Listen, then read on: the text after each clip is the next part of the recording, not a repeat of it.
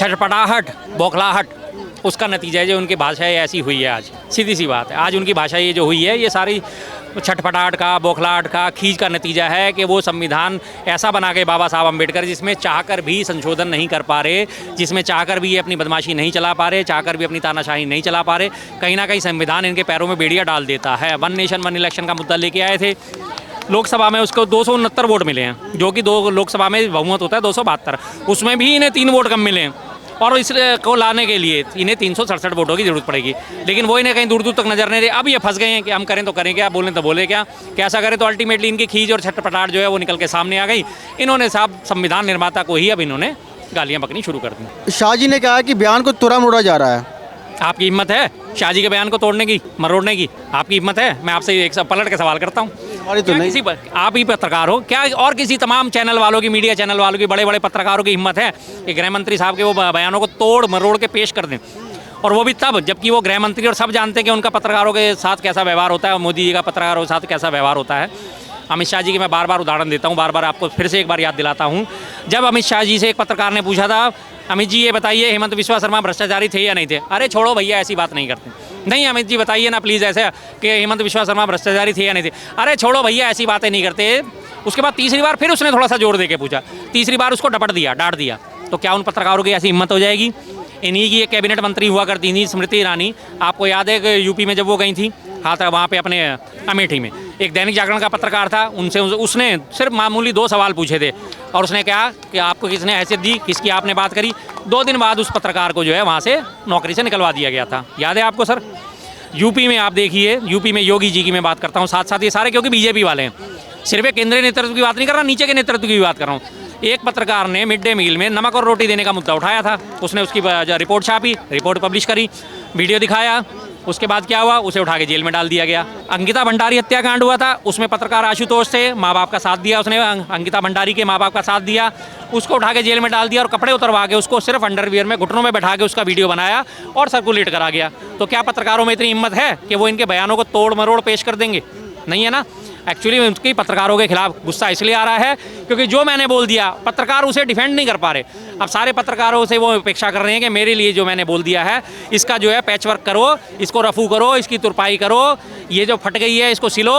सीधी सी बात है, इसको किसी भी तरह से सिलो, किसी भी तरह से लाओ और कुछ ना कुछ ऐसा ढूंढ के लाओ कि जो मेरी बात में वजन रह जाए और मुझे आलोचना सहन ना करनी पड़े। इसलिए पत्रकारों पे वो गुस्सा निकाल रहे हैं। भाजपा कह रही है कि विपक्ष के पास कोई मुद्दे नहीं है, इसलिए ऐसे मुद्दों को उछाला जा रहा है। विपक्ष के पास मुद्दे नहीं, तो जो मुद्दे विपक्ष उठाता है उनका जवाब दे दो आप। संभल का मुद्दा उठाया था उसका जवाब दे दो, अडानी का मुद्दा उठाया था उसका जवाब दे दो, मणिपुर का मुद्दा उठाते हैं उसका जवाब दे दो, बेरोजगारी जो है उसका जवाब दे दो, किसानों का मुद्दा। एक साल से देख लो भाई साहब कुछ कह रहे हैं। 13 फरवरी से किसान बैठे हुए हैं ठंड के अंदर। कितनी ठंड है, आज भी बेचारों ने चक्के जाम किए हुए हैं ट्रेनों के। प्रेस कॉन्फ्रेंस किसानों पे करते नहीं, बाबा अम्बेडकर जी पे बेचारों पे उन पे प्रेस कॉन्फ्रेंस उनको बुरा भला कह देते हैं। अमित शाह जी को कह देते हैं, अमित शाह जी थोड़ा सा किसानों के ऊपर ध्यान दें। हमारी तो यही हाथ जोड़ के बेनती है। 1 साल से वो बेचारे बैठे हुए हैं। मोदी जी ने उनको आकर के 1 साल पहले क्या कह दिया, मेरी तपस्या में कमी हो गई और मैंने बिल वापसी ले लिया। वो बेचारे मुड़ गए, ठीक है ना। और फिर मोदी जी ने जाके फिर बिल पास कर दिया, ठीक है ना। वो फिर ट्रैक्टर लेके अपने चल पसे। हम फिर मोदी जी से जाके सवाल करेंगे, ठीक है ना। किसान कितने हैं? टोटल 101 किसानों का प्रतिनिधिमंडल है, उसको भी वो मिलने नहीं दे रहे, उसे भी वो दिल्ली नहीं आने दे रहे। सिर्फ 101 किसान। तब तो चलो पहले 2 साल पहले 1.5 साल पहले तो हजारों किसान बैठे थे, अब तो मात्र गिनती के 101 किसान हैं।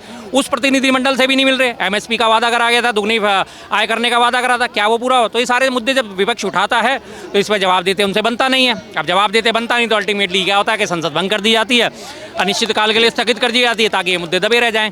बस खड़गे साहब जी ने ये कहा कि अल्टीमेटम दिया कि 12 बजे तक है ना इस्तीफा दीजिए, नहीं तो देशव्यापी धरना होगा, विरोध होगा।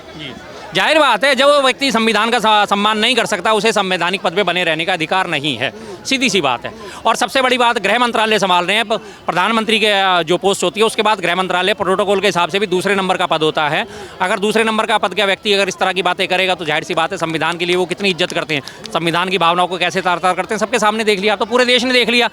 अभी तक तो दबी छुपी बातों में करते थे, अब तो खुल के देख लिया। संसद में उनकी खींच निकल के सामने आ गई और संसद का लाइव सबने देखा है। संसद की क्लिपिंग में किसी ने कोई कट नहीं करा, कोई पेस्ट नहीं करा, कोई जोड़ा नहीं, कोई घटाया नहीं, कोई बढ़ा नहीं। तमाम लोगों ने देखी उस बात को, कितने गुस्से में उन्होंने इस बात को बोला है। तो जाहिर सी बात है अब इन्हें नुकसान हो गया, उस नुकसान की भरपाई के लिए कहीं ना कहीं कोशिश करने में लगे हुए हैं। वन नेशन वन इलेक्शन से विपक्ष को क्या नुकसान है?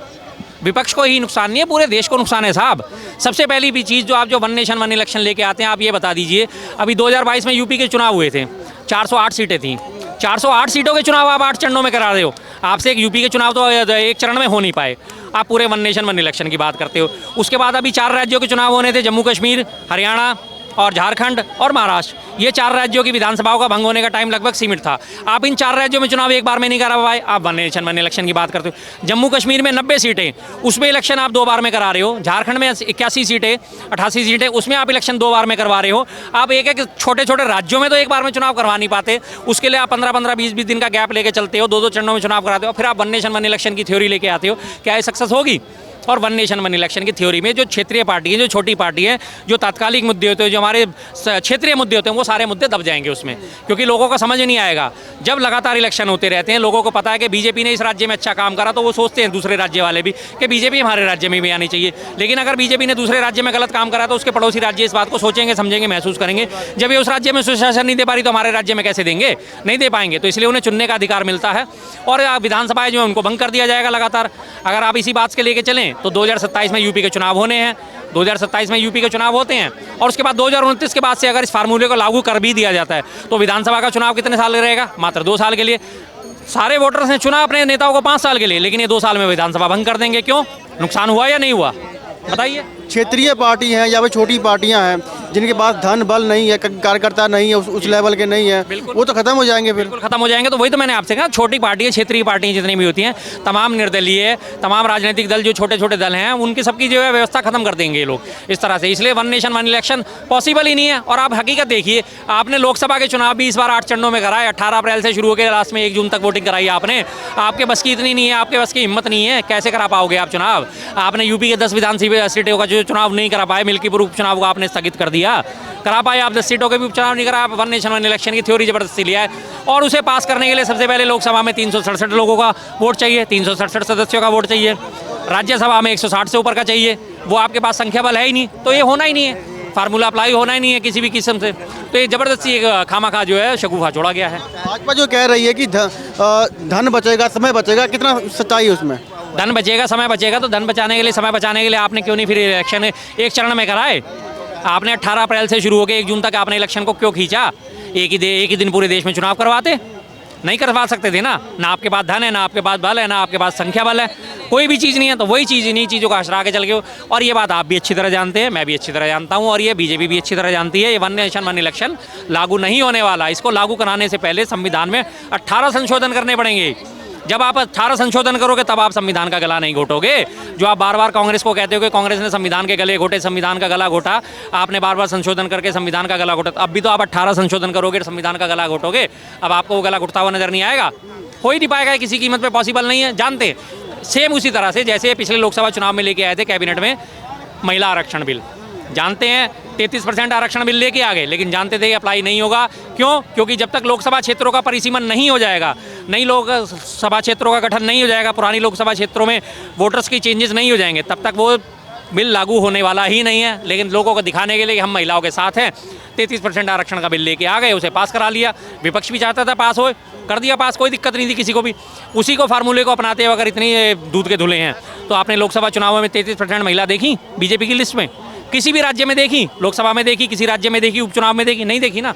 जाहिर सी बात है, करनी कुछ और, कथनी कुछ और। भाजपा के 20 MP भी वहाँ पर गैर मौजूद रहे। असंतोष है पार्टी में, खुद असंतोष है आज की डेट में। बस वो तो किसी तरह से इन्होंने डंडे के जोर पे उनको इकट्ठा कर रखा है।